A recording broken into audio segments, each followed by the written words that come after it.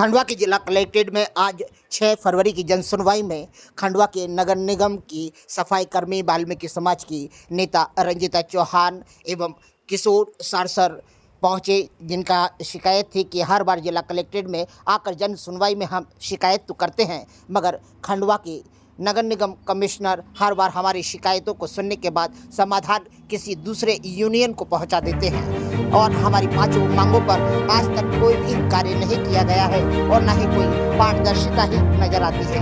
इस पर जिला कलेक्टर अनूप कुमार सिंह एवं अपर कलेक्टर बड़ोले जी ने इन सफाई कर्मियों से व्यक्तिगत बात की और उन्हें आश्वस्त किया कि आपका जो समस्या है उसका समाधान 1 हफ्ते के अंदर जल्द से जल्द कर दिया जाएगा।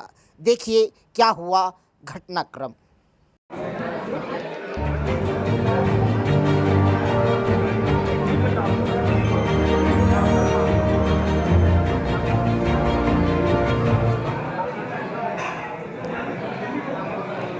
कहीं ना कहीं मेरा तो विश्वास आशा दोनों मर गई, जिसके भैया मुझे उठा दिया।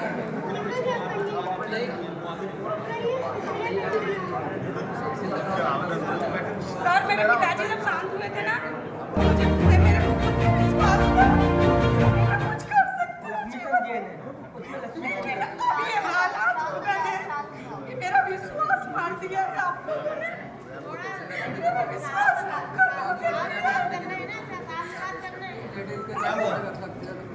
इंसान मरते हैं, इंसान जिंदा हो सकता है, क्या बताऊं? मेरा विश्वास कैसे जिंदा हो? एक महीना लगातार बैठने के बाद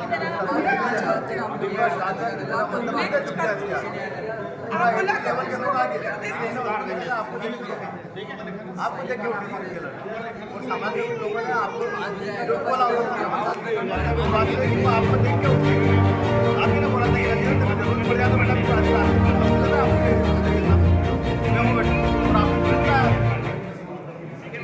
आप उसी को दरकिनार कर रहे साहब। आपके हाथों से 1 महीना भूखे रहने के बाद में आपके माध्यम से अब कम से कम उसके साथ बैठ के थोड़ी चर्चा तो होगा। मेरा मतलब ये है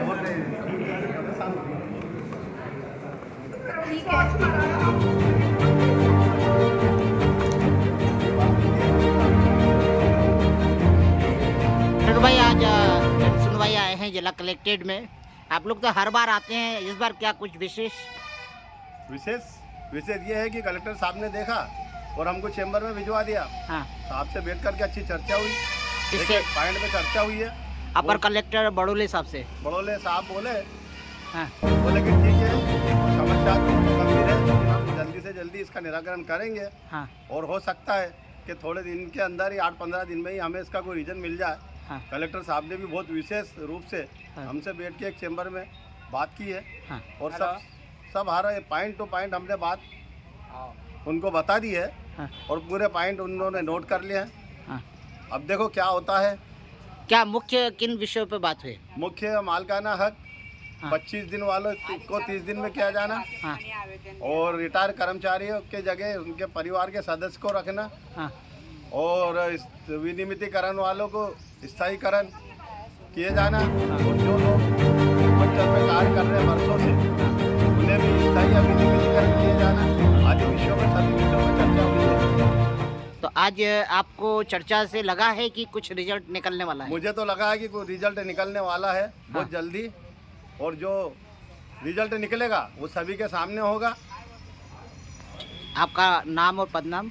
मैं किशोर सारसर, प्रांतीय उपाध्यक्ष, सफाई मजदूर विकास महासंघ। आदरणीय, आज जनसुनवाई में आपने अपनी बात रखी, कमिश्नर से क्या बात हुई, कलेक्टर साहब से क्या बात हुई?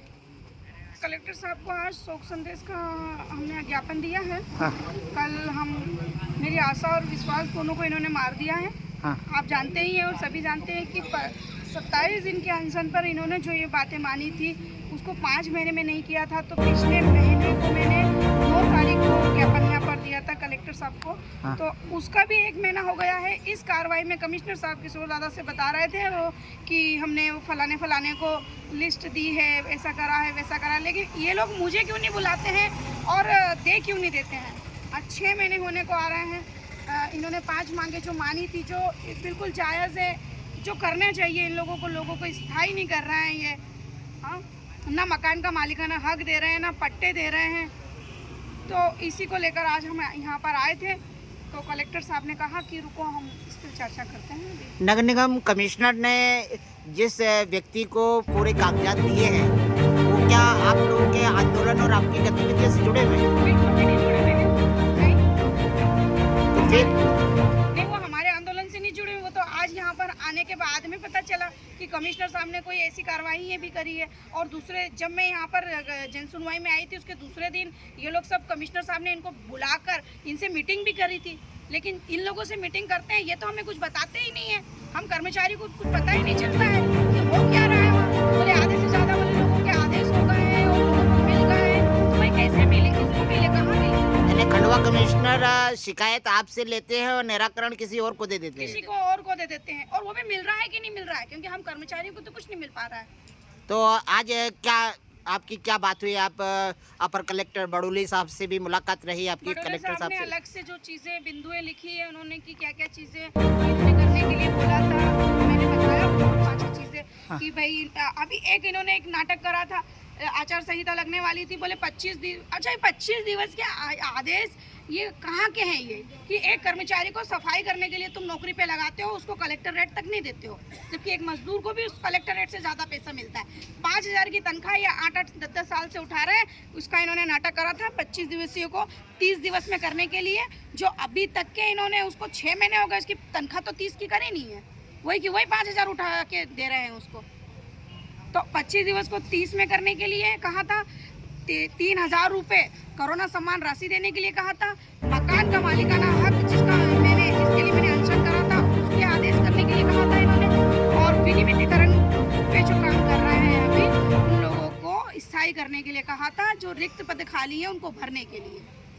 तो आज के जन सुनवाई में आपको क्या लगा कि निर्णय हो जाएगा? हाँ, अभी कलेक्टर साहब मिलने वाले हैं, मुलाकात करने वाले हैं? मुलाकात करने वाले हैं। उन्होंने बोला रुको थोड़ी देर, आपसे बात करते हैं, नहीं तो कल मेरे विश्वास और आशा तो मर ही चुके हैं। कल कुछ कार्यक्रम रखा है आप लोगों ने बुधवार को? हाँ बिल्कुल, हम सभी कर्मचारियों की विश्वास मर चुका है। जिस भी बेचारे कर्मचारी से कहो कि चलो अपन कुछ करते हैं या आवेदन देते हैं, यहाँ चलते हैं, तो बोलते हैं अरे क्या मतलब दीदी, कुछ होता तो है ही नहीं है। मतलब कि विश्वास खत्म हो चुका है, विश्वास मर चुका है। और ये दर्दनाक मौत इन शासन प्रशासन के लोगों ने करी है, जिसकी तो FIR होना चाहिए। तो आज मैं आपको बता रही हूँ कि विश्वास जो इंसान का होता है ना, अगर पिता शांत हो जाता है ना, तो इंसान को कहीं ना कहीं धीरे धीरे शक्ति मिल जाती है कि नहीं मैं कुछ कर लूँगा।